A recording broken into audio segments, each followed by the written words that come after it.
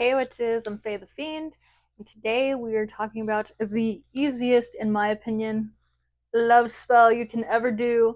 And I've tried it. It works. My I've noticed in like pop culture. Okay, we'll get to that in a second. I'm getting ahead of myself. So basically, the spell. Let's talk about it. You're gonna grab a piece of paper, gonna grab a pen or a pencil, whatever, something to write with, and you're just going to write down all the traits that you want the person to have. I don't care how shallow it is. That's it. That's the spell. And you can burn it. You can hold on to it. You can put it in a box that is really important to you. You can throw it away if you want. Honestly, I don't know if it matters too much, but I wouldn't throw it away. Um, but yeah, the point is kind of to just like not think about it. Um, and that's it. And basically, it's the practical magic spell. I don't know if you guys have watched Practical Magic, but basically, um, I feel like it's nonsensical to like sit here and reiterate Practical Magic to you because you've probably seen it. But the family is cursed. They are not allowed to love anyone, and if they do fall in love, their partners basically, you know, they meow. They get unalived somehow in an unfortunate freak accident. And yeah, and so in order to avoid falling in love, the main character writes down all these very specific traits. Like he's gonna have this, his favorite shape is gonna be a star, blah blah blah. And so she thinks I'm never gonna fall in love. And and then the guy appears.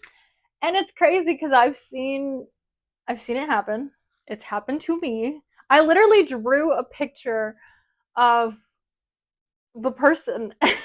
And then when the person came into my life, I was like, "Holy shit, you're the drawing I made. That's insane." Um and I know, like, this is so funny, like pop culture reference, I guess, but if you've watched Jersey Shore, I don't care if you like Jersey Shore or not. That's not the point. The point is Snooki is obsessed. She's like, I'm gonna find a Guido, and he's gonna like this, blah blah blah. And she makes a. They literally make a list. Her and JWoww, I believe, and she's like, we're gonna find this man, and she does, and she does in that season, and she marries him, and she's still married to him today. So clearly, it's worked. I also know there's another content creator.